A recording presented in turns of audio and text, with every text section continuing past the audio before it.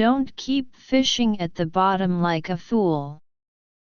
In summer, Crucian carp swim off the bottom, and these 3 tricks are the key to success. To be honest, when summer comes, riversides, lakesides, and ponds are full of anglers.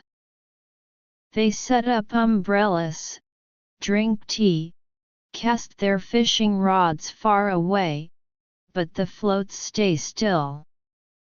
They mutter, "Why is there no bite today?" I feel sorry for them when I see this. Sometimes I really want to go over and pat them on the shoulder. Man, don't keep fishing at the bottom foolishly. Crucian carp are not in that layer at all.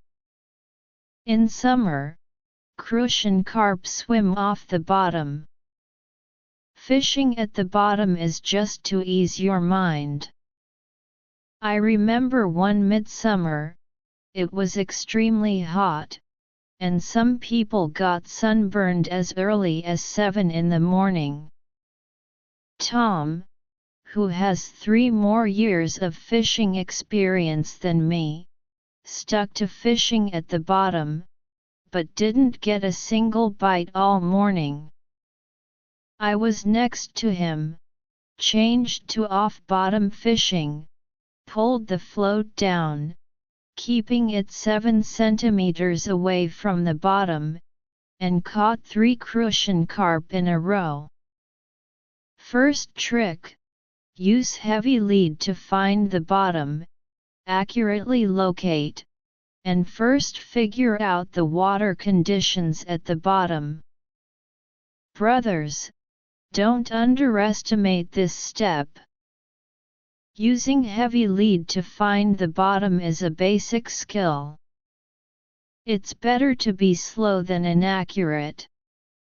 Once I went night fishing with Xiaozhang. He thought it was troublesome, threw the lead weight casually, and shouted that there was a bite as soon as the float hit the water.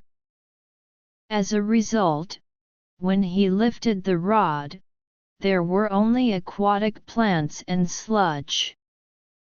I honestly used heavy lead to find the bottom, figured out where the clean bottom was and where the mud nest was. In the end, I caught more than a dozen Crucian carp that night, while he went home with nothing. Remember, if you don't know the situation at the bottom, no matter how beautiful the float is, it's useless. Second trick: pull down the float, 5 to 10 centimeters off the bottom, Crucian carp just like that suspended bite. This distance is not determined randomly, it's been tested by countless anglers through hard experiences. Last midsummer, I went to a reservoir with several anglers. Everyone fished at the bottom according to the old rules, but in the end, there were few real bites in the whole place. I made up my mind, directly pulled the float down by a leader length plus 7 centimeters. Soon after casting the rod, the float had a standard downward jerk, and when I lifted the rod, it was a half-gin big Crucian carp. Later, they all changed to off-bottom fishing, and the bites immediately increased. Tom was so excited that he even dropped his cigarette into the water. Some people ask why Crucian carp like this layer. To put it simply, in summer, the water at the bottom is hypoxic, so Crucian carp have to swim upward.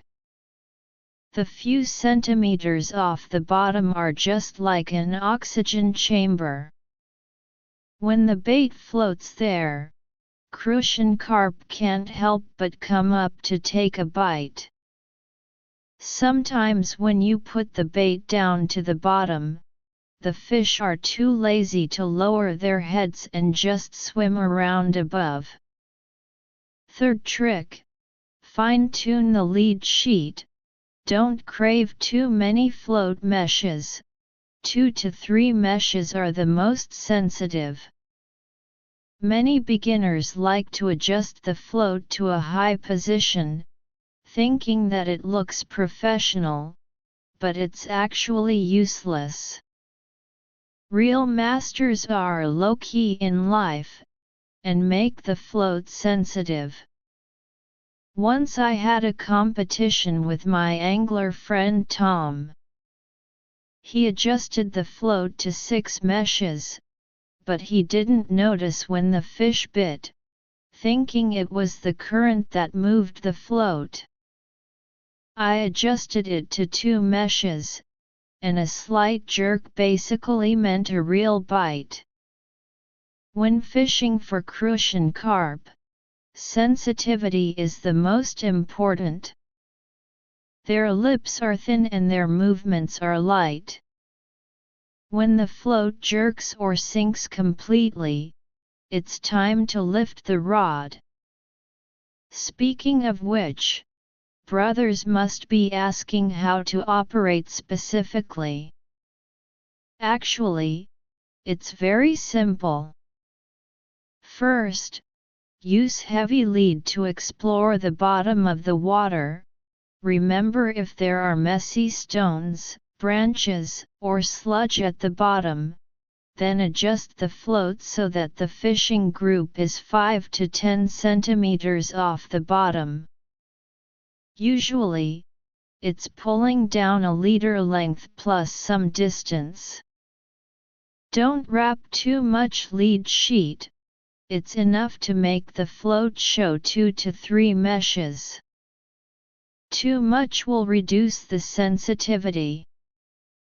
Crucian carp's bites are light and their movements are small, so if there are too many float meshes, you won't notice. You can use some light bait, add a little binding powder, to ensure that it can disperse slowly in the water and attract Crucian carp to approach. Don't overdo the bait for the fishing spot. In summer, fish are active, and a light taste is enough. In hot weather, they are more afraid of fishy smells. Once there's a fishy smell, a bunch of small will come, which will make you annoyed. When encountering running water or small fish disturbing the nest, we should decisively change the fishing method, such as running lead or double lead, and don't stick to one method. There's no fixed method in fishing. Being able to apply what you've learned flexibly makes you a real angler. Every water area is different. Today, you fish off the bottom with sensitivity. Tomorrow, you may fish at the bottom. The day after tomorrow, you may fish in the middle of the water. We have to try more and not stick to one way. Finally, to sum up, when fishing for Crucian carp in summer, don't be stubborn about fishing at the bottom. Fishing off the bottom is the way to go. Fishing is a never-ending learning process. You need to practice each trick more. Don't be afraid of trouble. Try more methods, and communicate more with fellow anglers. Experience is gained from countless empty trips. I wish brothers a full catch in summer, with baskets full of fish and a happy mood. Author profile: I am a self-media blogger who loves fishing and is good at sharing. Follow me, and we will exchange fishing skills and discuss every bit of angler's wild fishing.